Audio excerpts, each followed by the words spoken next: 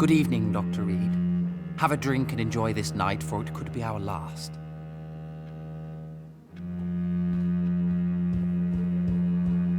Perhaps we should change some of the club's rules if we survive all of this. We need to soften some of our laws concerning redheads.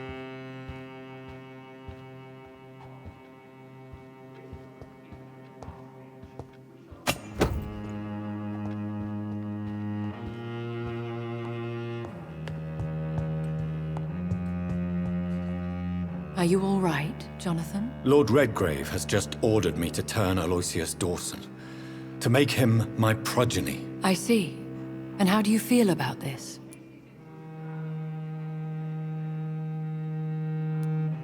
I'd like your advice on the matter. The real question here is, why has his lordship given you this task? Do you think it's some sort of trap? Do you really want to know what I think about this? I do, yes. To make an immortal of a soulless blackguard like Aloysius Dawson will only lead to a disaster for London. The man is already dead inside. Should I refuse?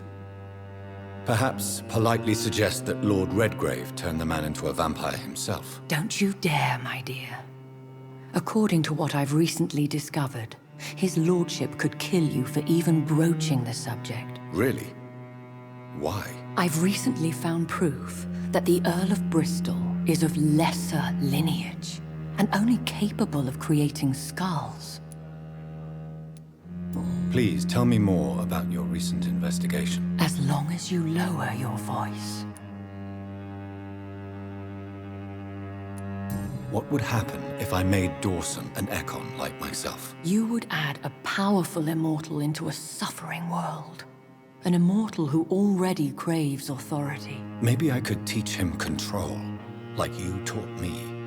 Lead him down the right path. Mr. Dawson spent his life searching for a way to cheat death. I'm sure he has spent decades dreaming of how he'd spend eternity as a tyrant. What would you have me do about Dawson? The man is dangerous. Did you know he plans to build a wall to separate the healthy rich from the sickly poor? Do not make him your progeny. What would you do? The man's dying already. Let the Reaper harvest the rotten fruit that is his soul. Are you sure your information about Redgrave is correct? He says he's the progeny of the great knight William Marshall, who lived some 9 centuries ago. That's a lie. Lord Redgrave is unable to create anything but skulls, if the poor soul survive at all. How can you be sure the information was correct? I made the acquaintance of a most interesting informer while investigating your maker, from whom I learned the truth about Lord Redgrave. Why so vindictive? You suddenly sound like you're angry. Forgive me, Jonathan. I hate myself for it, but I feel such pride in my discovery. I'm afraid I just can't help it. Which is? He did serve William Marshall. And yes, the blood he covets as a token does truly belong to that legendary knight. But he was never his progeny. His lineage is not so noble. Goodbye for now, Elizabeth. Goodbye, my dear. Please, be careful.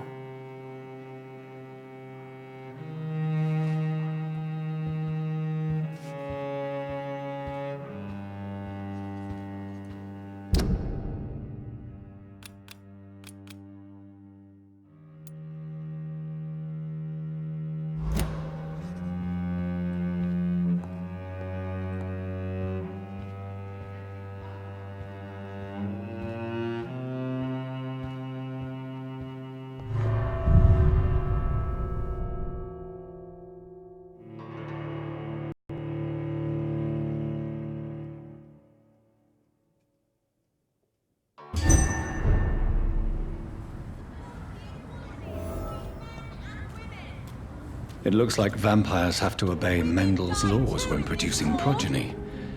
Powers pass from one generation to another. That's why Dawson wants me to sire him. Women's right to vote is only the first step. Good evening, Miss Ashbury. And good evening to you, Dr. Reed. What do you know about Aloysius Dawson? That man is a tyrant. The embodiment of greed and selfishness. All I despise about this country. Goodbye, Charlotte. Give my best regards to your mother. She's been quite busy these last few nights.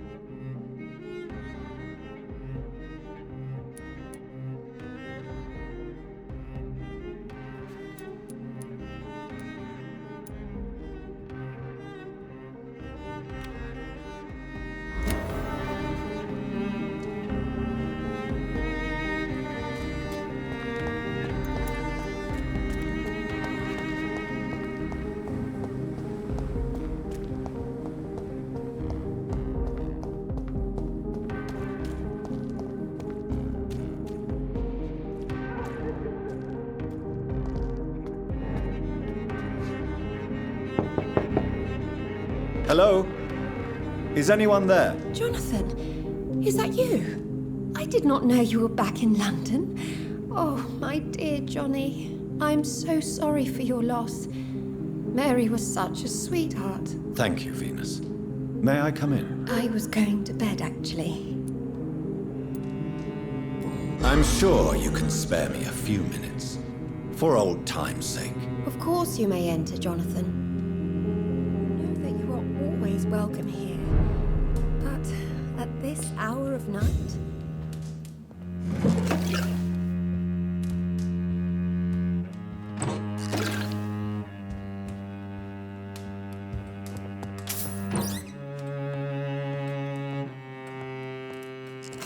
At least you survived the Great War.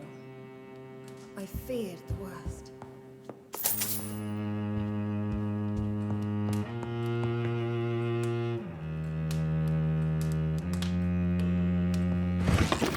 I'm so sorry for your loss, Jonathan.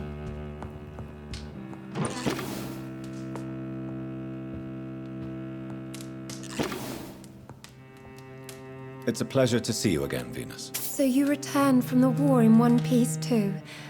Thank God. My Clarence is back home too. How is the old rascal? Probably outside, chasing ghosts and chimeras. Clarence has changed a lot since he returned from the war, you know. What can you tell me about Aloysius Dawson? I never met the man. I know Clarence tried to contact him recently, but I don't know why. Do you need my medical attention? No thanks, Jonathan. Tell me about Clarence's obsession with vampires. It drives me so crazy it makes my stomach hurt. I was so relieved to have him back. But I quickly realized he'd lost his mind in France. I understand your irritation, Venus. But you have to accept the trauma Clarence endured on the battlefield. The question is simple, Jonathan. Is my husband mad? Yes or no? Do vampires exist? Or is Clarence a lunatic? The important question is, what do you really think of your husband? I'm tough, Jonathan. He should have told me the horrors he witnessed, however appalling it was, instead of inventing a fantasy about blood-drinking monsters. So you don't believe Clarence? If poor Mary, bless her soul, had tried to convince you of the existence of bloody vampires, would you have believed her? Seriously?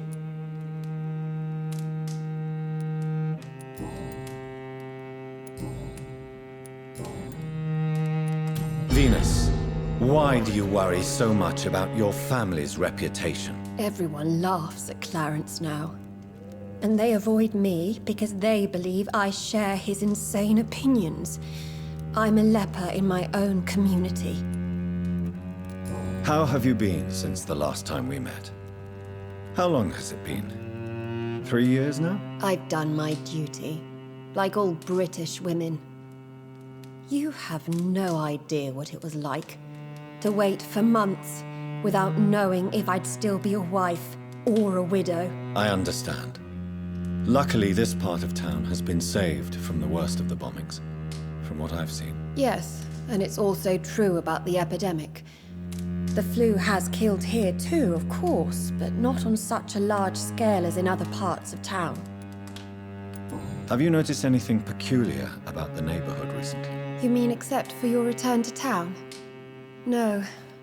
Oh, and again, Jonathan, please accept my condolences for your sister.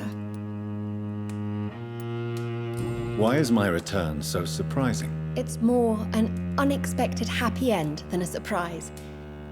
You and Clarence, back from the war. You have no idea how hard it's been for me. Thank you, Venus. It was so sudden, and I've been so busy, I haven't spoken to anyone about it. I wish I could have assisted at the funeral, but you know, it's been so quick. And what with the epidemic in the streets? There's no need to apologize, my dear. It's normal, considering the circumstances. No, it's not. I am sure that Clarence has not even thought to present you his condolences. He is too busy with his penny dreadful stories.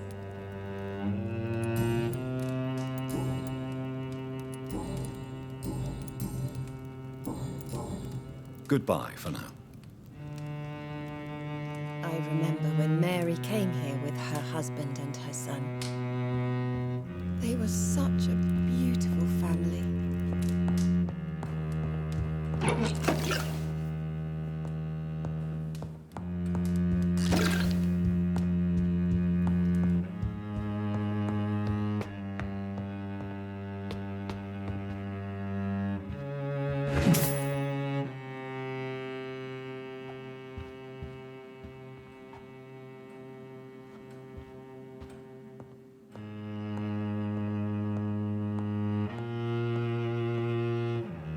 It's locked.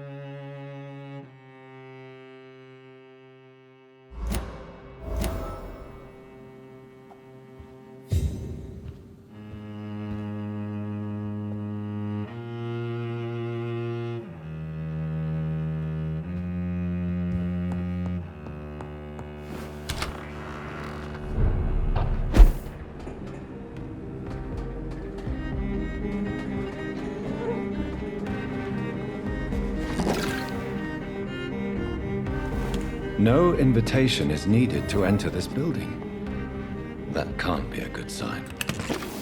No sign of a struggle. It seems Charlotte's friend knew the killer and let him in.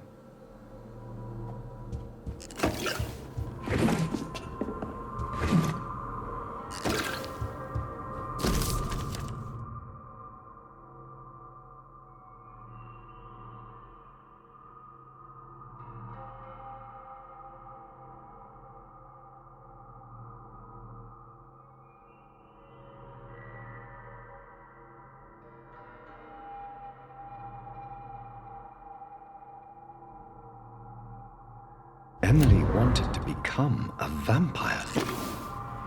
Something must have gone wrong. Someone is responsible for this mess. But who?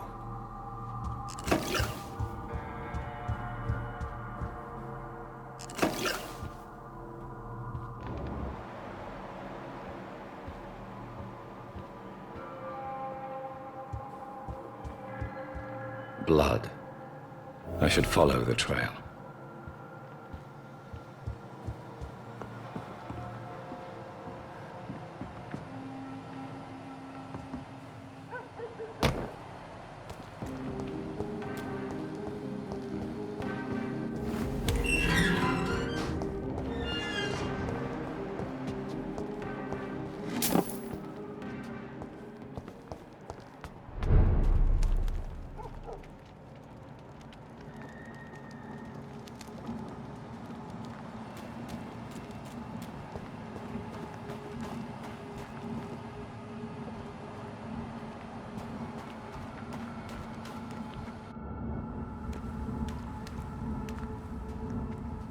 Who are you? What are you doing here? I could ask you the same question. I'm the Marquis de Bois-Colombes, and I strongly invite you to find your own game, sir. I appreciate the invitation, but I'm here to solve the mystery concerning the death of a young woman killed by a vampire. A young woman killed by a vampire? Oh, you're joking, right? Oh, I do love the British sense of humor. What are you doing here? I recently decided to visit London. I've always dreamed of visiting a city on the verge of collapse. Such a delicate, yet intense spectacle. What do you plan to do here? Take pleasure. Take pictures. Enjoy the show. Have fun. Believe me, I won't be the only foreign immortal who bought a ticket to the fair. You take pleasure from others' misery. I have been a totally depraved and immoral creature since the day I was reborn, sir. And probably before. And who exactly are you? I am Jacques-Michel Guillaume Florimond de Marquis de Bois-Colombes, at your service, my dear cousin. Dear cousin. Are we related? We could be of the same blood, my dear. I tend to consider all Econs as family, don't you? You're French, but your English is quite good. I was born in France, sir, but I consider myself a traveler of this world. So many countries, so many tantalizing tastes. I followed the trail of blood from her room to here. Oh, you're referring to that young woman. Yes, the meeting turned messy. I'm afraid I ruined my last redingote. So you admit you murdered her? I admit nothing, my good sir. I only regret the blood of that girl staining my clothes. Oh, blood can be so messy. What happened? She wanted to become one of us. Not the first time I have received such a proposal, but I must admit her direct approach tempted me. And then what? Her body rejected my blood. It happens, you know, sometimes even with voluntary prey. At least her gurglings brought me some fun, until the artery burst. I believe you, sir. Emily's diary confirms your statement. Oh, Emily was her name. Quite charming. Well, mystery solved then. Yes, I suppose so. You can go. And so can you. Farewell, sir. May you enjoy the spectacle of this fallen city as much as I do.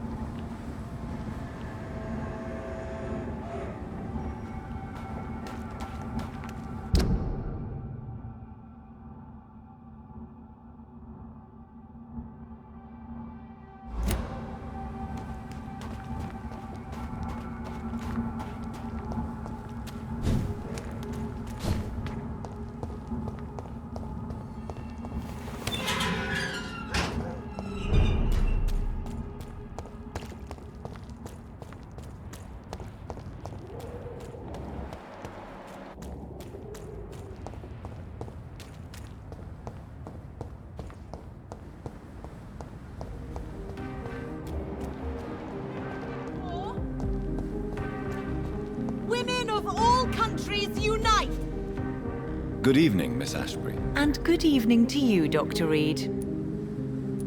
I have found out what happened to your friend, Emily. I can handle the truth. There's no need to hide the bloody details. Your friend was planning to become a vampire. She thought she'd met an honest one and made a deal with him. Unfortunately, Emily did not survive the process. My mother told me many times about the risks of being turned. I often suspected she exaggerated the danger to avoid me being tempted. No, the risk is real. Have you any idea what a body has to endure to become an organism entirely consumed by its need to process and recombine blood? I should never have talked to Emily about vampires.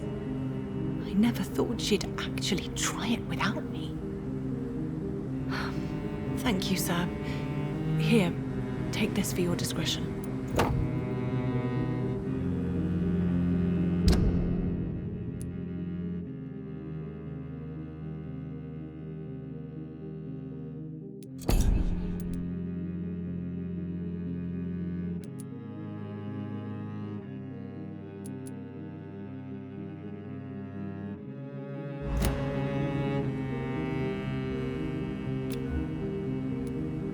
Goodbye, Charlotte.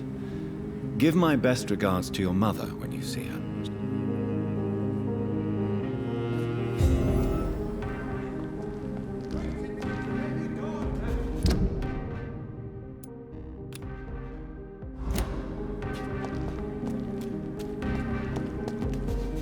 It could be someone you know, even someone you're close to.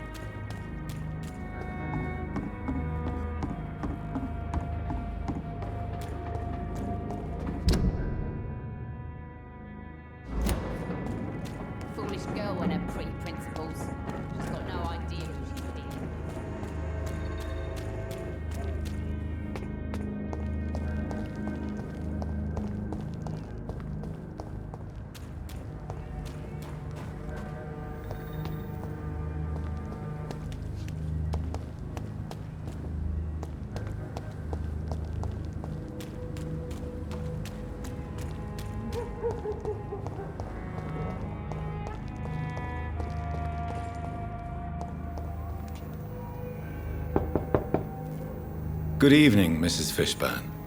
May I come in, please? Of course. Dr. Reed. I'm not sure the epidemic is what worries people most these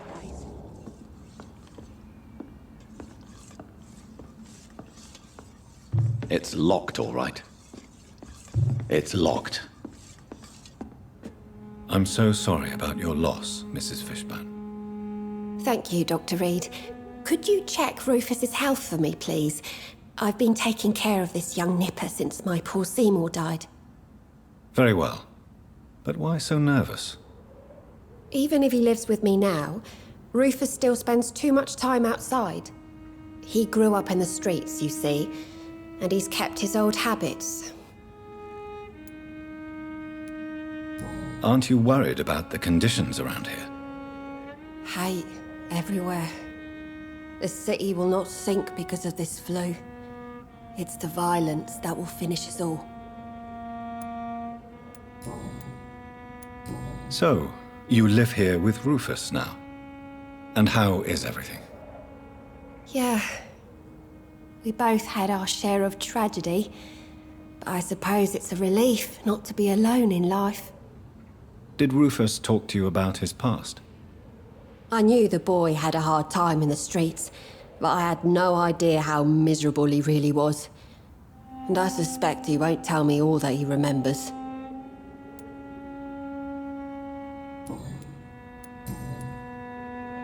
I'd like to know more about your son's death, Stella. I was so afraid to see Seymour arrested and executed that I never thought about him being murdered.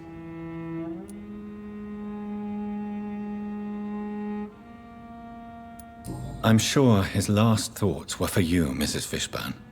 Seymour was a terrible threat to the community, but he truly loved you. Your words break my heart as much as they bring me peace, Dr. Reed. How do you mean? The murder of my son made me understand what the other families must have felt. I shouldn't have protected him for so long. You have Rufus now. Make him a righteous man, a good man. That may be your path to peace. You are a good person, Dr. Reed. I wish we'd met sooner. In the end, Seymour avoided being judged for what he did. Does that not disturb you, Stella? For months, my greatest fear was to see my son being arrested and hanged. Now that he's dead, no one will ever know. Do you believe your son could have avoided being caught forever? I have no idea. Sometimes I felt like he was becoming more and more careless. Perhaps he wanted to be caught.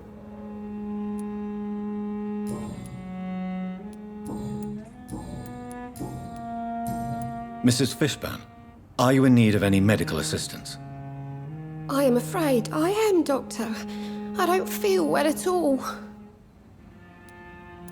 Then let me give you a prescription. I thank you for your generosity, sir. It's something this part of town truly needs. Goodbye, Miss Fishburne. Take care of yourself.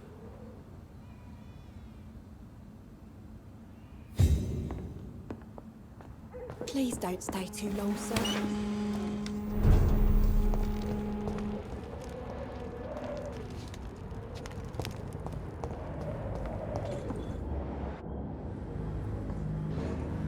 Good evening, Rufus. Evening, Mr. Reed. You seem happier than before.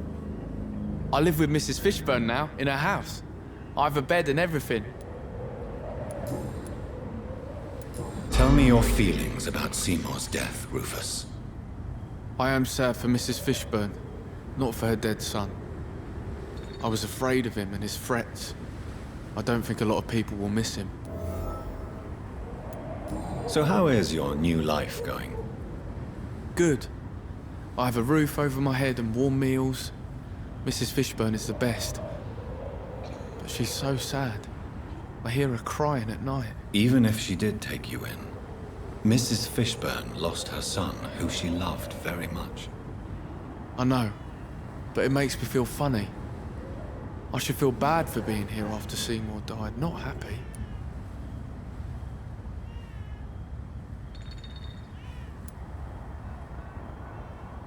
Try to help her as much as she helps you, Rufus. Help each other through the grief. Mrs. Fishburne has been like a mother to me, and it's my turn to help her the best I can.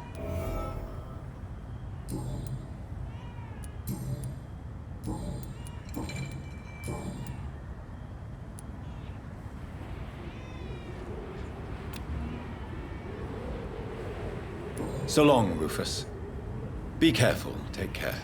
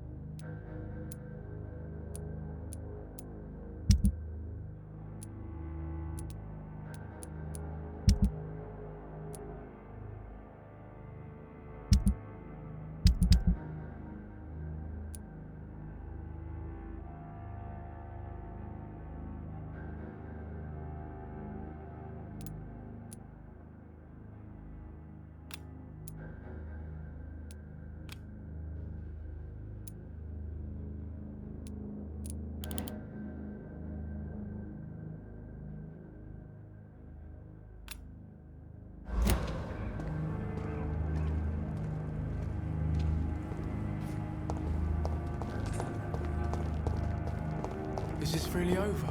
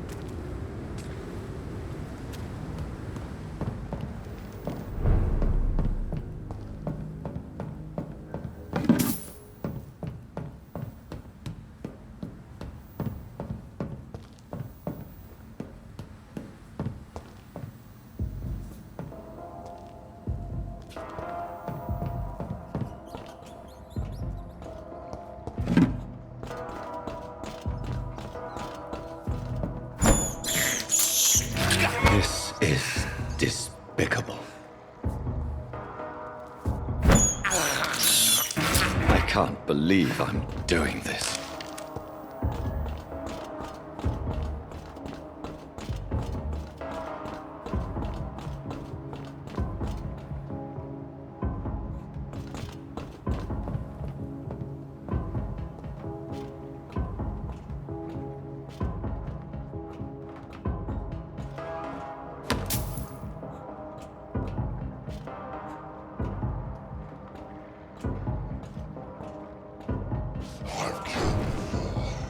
One life for another makes no difference.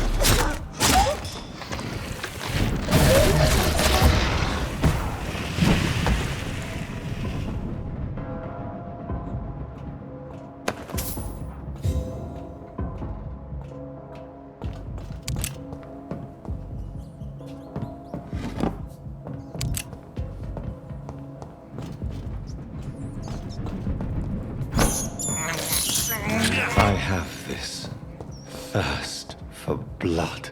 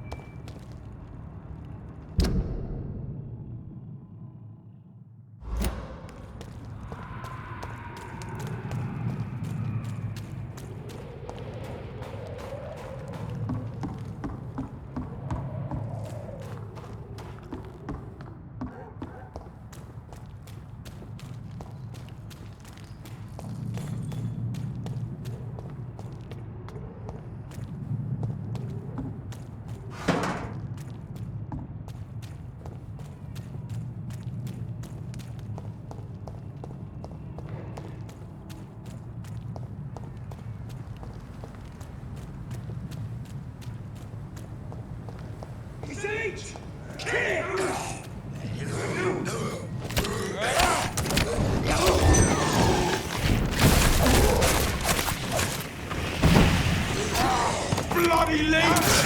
Christ! He's dead! Bloody leech!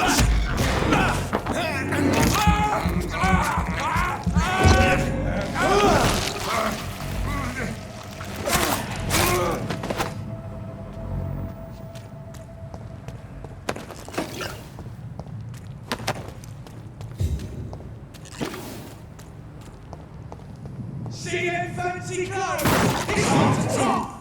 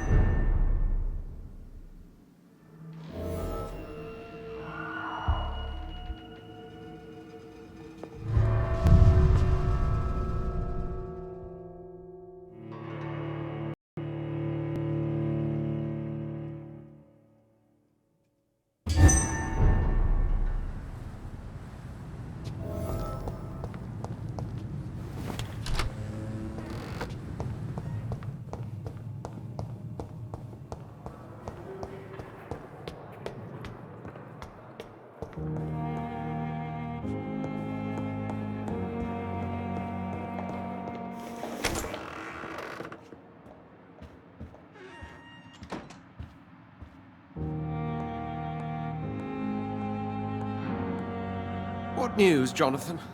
I've heard you've now joined the vampire elite of London. Did Elizabeth tell you? So it's Elizabeth now. My. Things are moving quickly. I turn my back for a moment and away you go. Have you seen Lady Ashbury recently? Yes, she popped in yesterday. Told me about your new friends in the West End. Just a courtesy visit, then? Yes. And no. She was en route to the docks, I think, following a lead concerning your maker.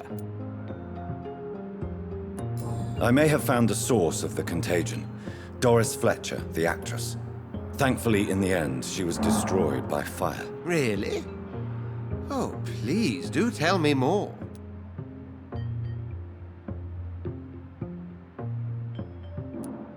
Doris was a heavily mutated skull. Almost a new breed entirely. It's as if the disease had completely altered her mind and body. Highly contagious. As if the disease had taken control of her will? Yes. Once a beautiful and brilliant woman, she became motivated by hate alone. Oh, she was a beauty. I met her when she visited the hospital to cheer up the sick. Too bad the fire destroyed her. But it was probably for the best. Have you heard of similar cases? No, I don't think so. Except, perhaps, it reminds me of an old report from the Brotherhood. Well, more an article, really. What was it about? The author, a friar, referred to a rare form of contagion in a skull he observed during the Black Death. The carrier was always female. They called them Icors. How's the situation at the Pembroke? We're still holding out. Question is, for how long? What we really need is hope, Jonathan. Hope for a better tomorrow. I'll come back later. Thank you, Edgar. Always a pleasure to see you, my friend.